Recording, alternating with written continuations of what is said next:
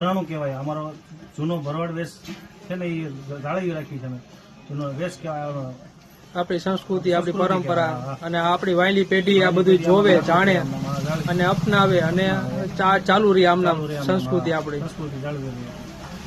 તરણેતરના મેળામાં આજે કેટલા વાગ્યા હતી હરીફાઈ? બપોર 12 વાગે ચાલુ હતી, 5:30 લગી. આશરે કેટલા લોકોએ ભાગ લીધો હશે? 20 થી 30 જણા તમે માલધારી સમાજના જ હતા. બાકી એના બધા કોળી સમાજના હતા નોખા. બરોબર. અને આ ગામથી આવતા હોય છે ને બધા? ગામથી દરેક જિલ્લામાંથી આવે. વિદેશમાંથી પણ ભુરિયાની બધા કેટલાય આવે. બરોબર. અમુક આ બધા જે બહારથી આવતા હશે વિદેશથી, એ લોકો તમારા ફોટા પાડતા હોય છે ને? ખૂબ પાડી જાય. 7,000 ફોટા પાડી જાય. કેટલા ફોટા પાડતા હોય છે? 7,000. સાંભળો, 6 થી 7,000 ફોટા પડતા હશે જયારે આ લોકો એમના પહેરવેશમાં હોય છે ત્યારે.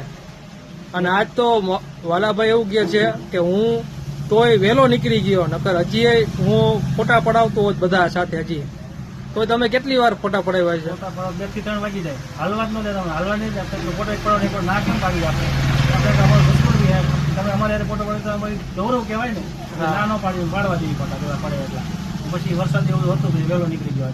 ટુરિઝમમાં જે કોઈ વિદેશી આવતા હોય, વિદેશી ટુરિઝમમાં આવે અહીંયા મેળામાં બધા. બરોબર, એ બધા તમારા ખૂબ ફોટા પાડતા છે. પાડે બધા.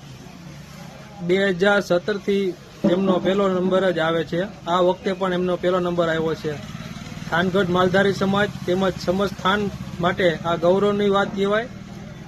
આ આખા પંથકને પાંચાળ પંથક કહેવાય છે. અને આ અમારા મેળાને ભાતીગળ લોકમેળો કહે છે તરણેતરનો, જેમાં આ અલગ અલગ હરીફાઈઓ હોય છે. જેમાં એક આ વેશભૂષાની જે કે આપણી ભરેલા કપડાની અને આ બધા સુશોભિત તમે જોઈ રહ્યા છો, લાકડી હાથમાં છે અને આ બંડી પહેરી છે, આ બાગડી, આ બધી વસ્તુની આ લોકો 6 મહિનાથી તૈયારી કરતા હોય છે. આ એમના હાથમાં લાકડી રહી, એ તમે લાકડી ઝાલો તો તમને 1 સેકન્ડ લાકડી હેઠી ન મૂકો, કેવી સરસ લાકડી છે. જ્વાલાભાઈ ને ખૂબ ખૂબ અભિનંદન. અને એમને પણ એક વાત જે કીધી એ આ મેળામાં આ બધી પરંપરાઓ, સંસ્કૃતિ અણનમ ચાલુ રહે.